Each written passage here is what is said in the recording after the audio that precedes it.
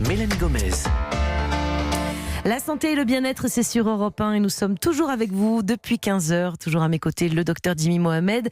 Et pour cette dernière séquence de l'émission, nous sommes rejoints par Catherine Blanc, sexologue et psychanalyste à Paris. Bonjour Catherine. Bonjour Mélanie, bonjour Jim. Alors aujourd'hui, vous allez répondre à la question que nous a posée Marie-Anouk. Elle a 24 ans. Je vous lis sa question.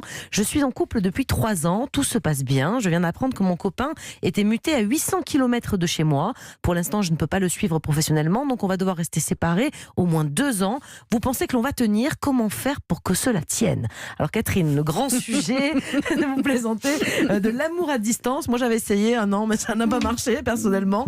D'abord, en règle générale, ça tient ou pas? Après j'avais 18 ans, alors peut-être qu'à 24 ans on est plus mature pour essayer de faire tenir les choses. Mais... Je crois que la question n'est pas de savoir si ça peut tenir, enfin si ça tient ou si ça tient pas, c'est surtout comment est faite la relation. Est-ce qu'elle est faite sur un élan sexuel, un désir sexuel et un besoin d'être nourri sexuellement réciproquement? Auquel cas la distance peut être compliquée. Est-ce que d'ailleurs la relation est là pour servir la sexualité? Auquel cas c'est mal barré, puisque toute occasion, évidemment, renverra la possibilité de vivre des choses légères, faciles, etc., et en opposition à la frustration.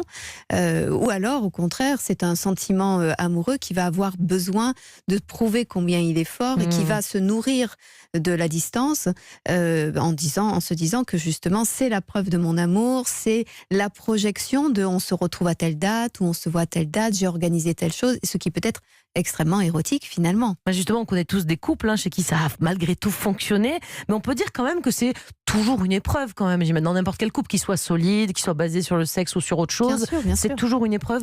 Oui, c'est toujours une épreuve. J'allais dire ce d'autant plus que dans notre société, on voudrait nous faire croire que la vie normale est une vie qui n'est que jouissance, qui n'est que satisfaction et jamais frustration. Or, la vie, c'est frustration. Et là, par essence, c'est une situation de frustration. Donc, évidemment que c'est une épreuve. Or, c'est dans la frustration aussi que l'on apprend à découvrir son potentiel et sa force personnelle, sa sécurité et le sens que l'on donne à la relation. Jimmy ? Et dans une relation, on va dire classique, on va dire établie, engagée, sérieuse, qu'est-ce qui est le plus difficile quand justement on est à distance ?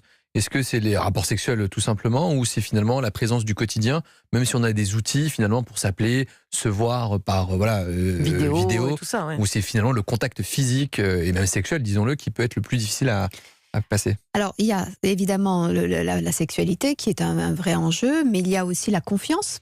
C'est-à-dire, pendant ce temps, que fait-il, que fait-elle? Parce que je ne sais pas, donc on est un peu tenté de s'appeler beaucoup, donc se saouler éventuellement, donc en faire trop, parce qu'on n'arrive pas au bon moment. En temps habituel, on sait grosso modo ce que l'autre fait, on sait qu'on va le retrouver. Et si on le voit ce soir. Voilà, on le voit ce soir et on se parlera ce soir. Et là, tout d'un coup, il y a une sorte d'insécurité. En mon absence, qu'est-ce qu'il vit? Est-ce que c'est bien? D'ailleurs, dire c'est super, j'ai passé une super journée, j'ai rencontré des chouettes collègues, des choses comme ça. Ah oui, ça peut être pas vécu. Oui. Ce qui devrait normalement être réjouissant, peut être au contraire vécu comme quelque chose de douloureux. Si on est de nature jalouse, vaut mieux éviter la relation à distance, non, peut-être quand même? Ou la travailler, du coup, c'est une bonne occasion. C'est un moment de prendre sur soi. C'est un moment d'apprendre que justement tout ne s'écroule pas parce qu'on ne maîtrise pas ce que fait l'autre, ce que vit l'autre, par exemple. Oui. Jimmy? Bon, je sais que vous n'aimez pas donner de chiffres, mais malgré tout, est-ce qu'il y aurait une durée à partir de laquelle c'est un peu mort pour le couple? C'est-à-dire que 2 ans, ça me semble un peu compliqué, ou au contraire... Ça vous semble long, Jimmy? 2 ans, ça me semble très très long. Un jour sans mon épouse, c'est déjà très très long, donc 2 ans, j'imagine pas. Quel joli message d'amour. C'est bien. Ah oui, ça c'est sûr, et surtout à notre époque, parce qu'imaginez les époques où il y avait des guerres, où le proche chevalier partait, guerroyer, on ne sait même pas s'il allait rentrer. Pensez donc ce qui allait se passer sur la route. Il y a des couples, ça dit, quand le mari est militaire, ou je ne sais quoi, il y a des métiers qui imposent ce genre d'éloignement, mais ça fait partie du contrat, entre guillemets. Ça fait partie du contrat, et puis c'est aussi ce qui a participé du choix du partenaire, parce que évidemment épouser un marin, c'est pas la même chose que 2 ans max. Jimmy veut un chiffre. Je crois que c'est impossible. Enfin, je serais bien infoutu de donner une date, parce que encore une fois, tout dépend de la capacité qu'a un individu à se construire une vie en dehors de l'autre, en attendant l'autre, ou au contraire à être vraiment très au crochet de l'autre, et auquel cas c'est un temps très court de fait.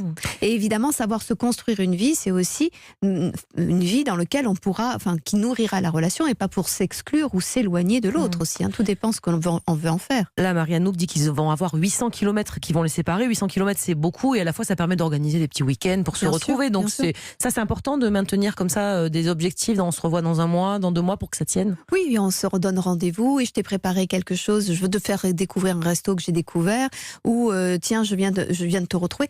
D'ailleurs, souvent, ce qui est difficile, alors ça dépend aussi des âges, parce que quand on est jeune, un jeune couple est plus avec des inquiétudes du temps trop long entre 2 rendez-vous.